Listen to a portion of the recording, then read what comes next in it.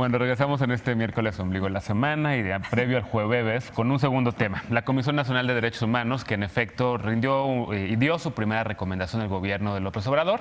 Había invitado al presidente López Obrador también a estar en este evento. El presidente no asistió y la primera recomendación tiene que ver con las estancias infantiles. Veamos el contexto.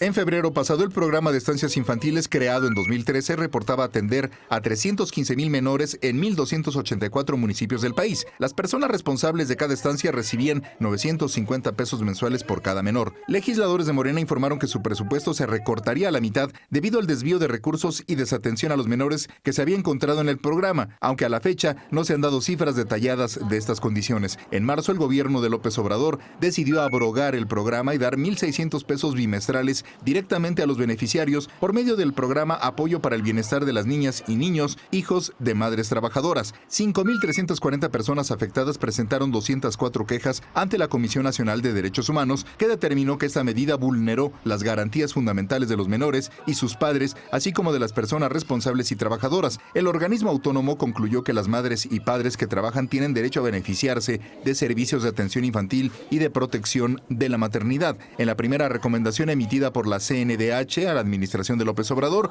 el organismo señaló que al abrogar el programa de estancias infantiles se violaron los derechos a una vida digna, a la supervivencia y el desarrollo de prioridad al bienestar y a un sano desarrollo, a la educación, a la salud, a la inclusión y al juego y esparcimiento. El organismo también documentó la violación al derecho al trabajo y a la igualdad y empoderamiento económico de las personas responsables y trabajadoras de las estancias. Para reparar el daño a las víctimas, la CNDH recomendó a la Secretaría de Bienestar diseñar una política pública nacional que de manera progresiva permita a todos los menores en primera infancia el acceso a un sistema de cuidados que provea servicios de atención integral. Se deberá actualizar el padrón de beneficiarios y pagar retroactivamente a los centros los subsidios conforme ese registro desde la última fecha en la que se les haya pagado. Además, junto con la Secretaría de Hacienda, deberá hacer los ajustes presupuestales necesarios para que el mecanismo de restitución cuente, por lo menos, con un presupuesto igual al que tuvo el programa de estancias infantiles en 2018.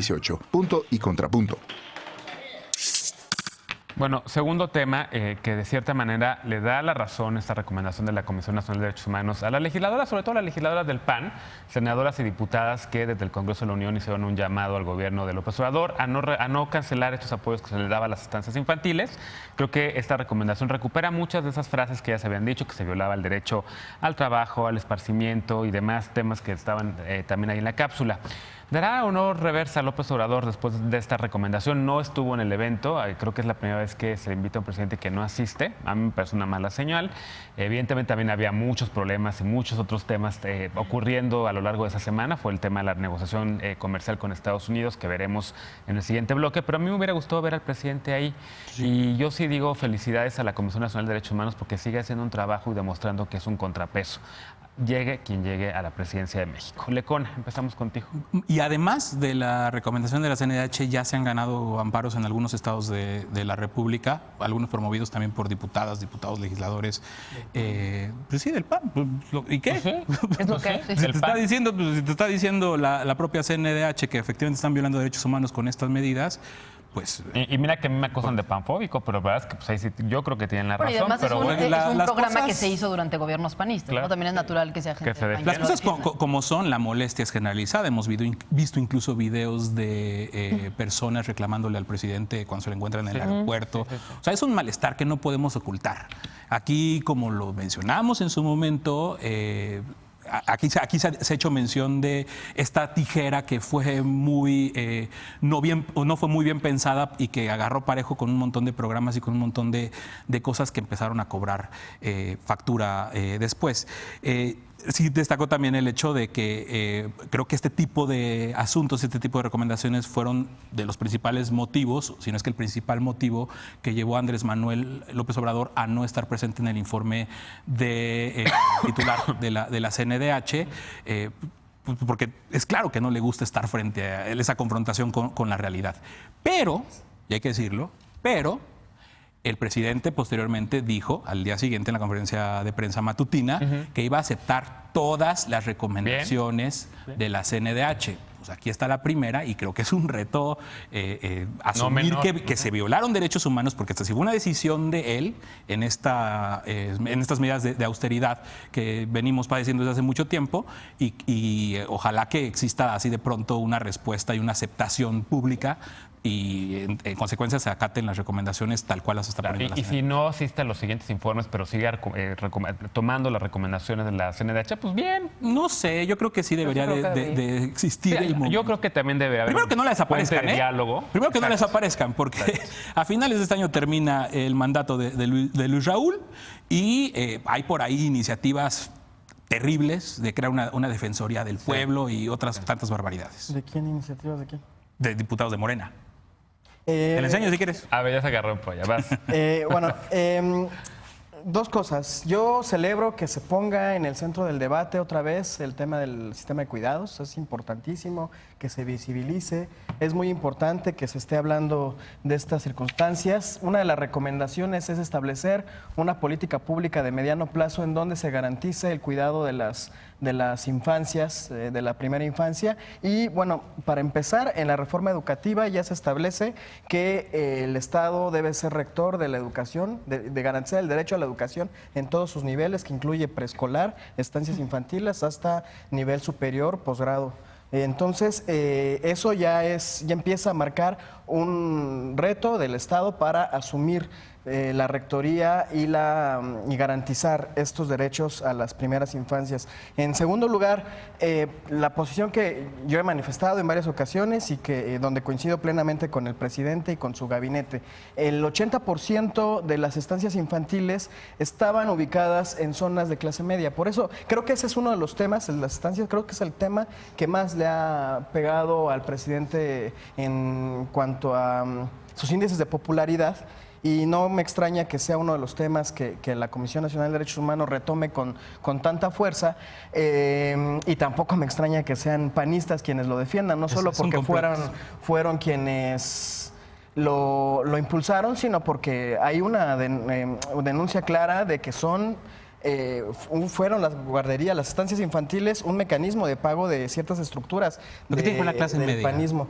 El 20%, solo el 20% de las estancias infantiles estaban ubicadas en los lugares donde las madres trabajadoras pobres, madres... Pero eso las vincula con las panistas, sí, ya no entendí tú. No, o eso lo hace un peor programa, o sea, eso lo hace un programa que no El tema sirve. es que no se está las estancias infantiles no garantizaban el derecho al trabajo de las mujeres pobres. Pero ¿y ahora cómo sí se está? Es que no. Es que el tema es de mediano plazo, se tiene que construir. Por eso yo señalé... Pero no construyeron antes de hacer los recortes. De que se garantizara, para que se garantice el derecho a los cuidados de las primeras infancias. El primer paso es establecerlo en la reforma educativa. Se tiene que garantizar, y eso es un proceso que dice la Comisión de Derechos Humanos, tiene que ser de mediano plazo. No va a ser de inmediato porque no hay recurso que alcance y se tiene que crear toda la infraestructura para ello. Ya está enunciado en la reforma, que es la reforma y la iniciativa de Morena, entonces tendrán que garantizar. Sí, pero es un poco lo mismo que en esta mesa hemos señalado muchos, ¿no? Que coincidimos en muchas de las causas del presidente López Obrador, pero a lo mejor no en la manera en la que le están metiendo tan acelerado el cambio, porque en efecto vulneras a muchas familias y vulneras a muchas personas. No está ocurriendo en este caso las estancias Pero nada más para que no lo carcoma la duda, fue el diputado Hugo Rafael Ruiz, presidente de la Comisión de Derechos Humanos, que dice que hay que desaparecer otro órgano supuestamente autónomo que no sirve para nada, el 8 de abril. No hubo paparrucha, que se bueno, pero le pone a la la iniciativa de Hugo no significa que sea de la bancada. Dice que la bancada de Morena, con los secretarios de PT, pues desmiente tú a tus diputados. Bueno, a ver. Primero, me parece que es una recomendación súper bien fundamentada, muy completa.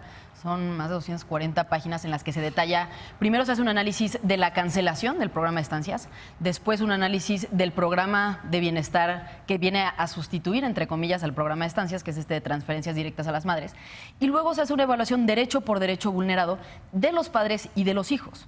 Y justo es en donde se concentra esta recomendación, diciendo, bueno, es que este nuevo programa únicamente está poniendo a los padres como objetivo y no a los hijos, porque si bien se está haciendo una transferencia, esto no asegura que los niños vayan a ir a una estancia infantil. Y por más que tengan un cuidado de alguna persona cercana que pueda pagarse una alternativa, el Estado no está garantizando ni supervisando estos cuidados, lo cual sí sucedía con las estancias. En segundo lugar, en estas estancias también se les daba alimentación, estimulación temprana, es decir, muchos otros elementos que simplemente con una transferencia de dinero no se solucionan y están vulnerando a los hijos. Y finalmente, uno de los elementos que a mí me parece más relevantes de esta recomendación es que confrontan al gobierno en la falta de censos. Que justo todos estos datos de es que el 80% estaban en zonas de gente con dinero y es el no sé cuánto. La inflada del padrón, los niños inexistentes. Los niños inexistentes. No están fundamentadas en ningún estudio. No se fue a revisar que los niños existieran, no se fueron a revisar las condiciones de las estancias. Entonces la CNDH, en esta lógica de los compromisos que tiene el Estado mexicano de progresividad en los derechos, dice, si tú ya le concediste a los niños este nivel de derechos, no se los puedes echar para atrás. No estás obligado a un programa determinado. Un gobierno puede cambiar de un programa a otro que le parezca mejor. Lo que no puedes es retroceder. Y este programa que me estás ofreciendo como alternativa no funciona, no lo cubre. O sea, a mí me parece muy buena. Una de las grandes dudas que siempre hay alrededor de la CNDH es que pues, las recomendaciones no son vinculatorias, es decir, no son obligatorias para el gobierno. A mí me parece bien que se mantengan así, porque si no, además, perderían mucho su esencia, sería raro, porque entonces te podrías amparar contra la CNDH y, bueno, esto generaría un despropósito de la propia institución, ¿no?, como autoridad. Ahora, el hecho de que no sean obligatorias, me parece que sí deben de obligar a que públicamente haya una exigencia social de que se cumplan, ¿no? Que realmente confiemos en que la CNDH está haciendo un trabajo, me parece que en este caso extraordinario, en el análisis que hace, porque sabe a lo que se está enfrentando, y que realmente tiene que venir también desde la sociedad ese acompañamiento político para presionar al gobierno. Aunque también hay un debate en torno a si se debería regular más bien o reformar la CNDH para que sus recomendaciones fueran obligatorias, un poco como ocurre, digo, es otra discusión, pero con CONAPRED y COPRED en Ciudad de México, cuyas resoluciones sí son obligatorias, incluso está en el Código Penal algunas, está sancionada la discriminación, y contra CONAPRED, el Consejo Nacional, que son simplemente una recomendación y puede ser sujeta más bien a que la gente y los ciudadanos le hagamos un bully a esa persona que discriminó, ¿no? Claro. Es un debate interesante. Es un debate interesante y con posturas, me parece, muy sólidas de ambos lados, jurídicas, sociales, políticas, de las implicaciones, pero por lo pronto, más allá de que sea obligatorio o no, pues no vería por qué el gobierno no la aceptaría cuando está tan bien fundamentada. Ya deja tú que políticamente estés de acuerdo con no, creo que sí lo está justificando con datos. Dijo que iba a aceptarla, ¿no? Y además. Lisa. Vamos a empezar contigo en el otro bloque, porque este programa está muy calladita. A mí lo que me gusta es que esta recomendación nos devuelve a los cauces institucionales de cómo tendría que haberse hecho la toma de decisión originalmente. Claro. Es decir, se analiza el programa, se analizan los derechos, se hace un estudio punto por punto de cuáles son y se determinan las obligaciones no solo para la Secretaría de Bienestar o para la Presidencia de la República, sino también para la Secretaría de Hacienda y la Cámara de Diputados, que es quien aprueba año con año el presupuesto de egresos de la Federación. Y ahí establece las responsabilidades, establece la línea básica sobre la cual menos no es aceptable y devuelve entonces esto que será, yo me atrevo además a decirlo con bastante seguridad, carnita para los litigios que llegarán sí o sí a la Suprema Corte de Justicia de la Nación y ahí sí, frente a una decisión de la Corte, pues habrá muchísimo más peso por cumplirla. Me da mucha tristeza que tenga que ser así, que tenga que ser en retroactivo, es decir, a una decisión tomada, a una afectación consumada, a un retroceso en derechos adquiridos, tiene que venir un órgano autónomo de esos que además están bajo ataque en la narrativa, por lo menos presidencial, a corregir la plana y decir, usted es libre de tomar la decisión de modificar el proyecto de sistema de cuidados y agrandarlo, modificarlo, insertarle una reforma educativa. A mí me dio muchísimo gusto que una de las cosas que se hayan retomado es una de las cosas que Eder nos ha traído a esta mesa con muchísima insistencia. Hay que crear un sistema de cuidados y ese sistema de cuidados va más allá de las estancias infantiles. Incluye la necesidad del cuidado de los infantes mientras los padres trabajan. También Alejandro Encinas lo trae. Y antes de su escolarización, pero no se queda necesariamente solo ahí y tiene que tener medidas muchísimo más distributivas en términos de las poblaciones beneficiarias, etcétera. etcétera, etcétera. Lo que me molesta muchísimo es que la CNDH no va a tener capacidad de absorber todas las discusiones de política pública y las decisiones que se están tomando, y muchas de ellas se nos van a ir sin que haya la posibilidad de hacer estos análisis y estas recomendaciones. Yo sí cerraría diciendo que lamento profundamente que un presidente que se dice de izquierda haya anulado la presentación del informe del Ombudsperson de este país, porque en la crisis de derechos humanos que tenemos, lo que se necesitaba era ese compromiso simbólico del que Andrés Manuel es dueño y estar ahí y acatarlas, no solo mencionarlas de paso a posteriori, ¿no? Claro, hoy en la mañana, por cierto, en la Secretaría de Gobernación se presentó el Plan Nacional de Derechos Humanos, que si quieren lo retomamos para la discusión del próximo lunes. Podemos leerlo a detalle y podemos traerlo aquí para el debate, ¿no? Pero bueno, hacemos una pausa. Regresando, Lisa Sánchez va a abrir el bloque hablando sobre cómo México deberá resolver el problema migratorio en 45 días, pero no podrá hacerlo sin el apoyo de países involucrados, incluidos Brasil y Panamá. Regresamos a este tema a punto y contrapunto.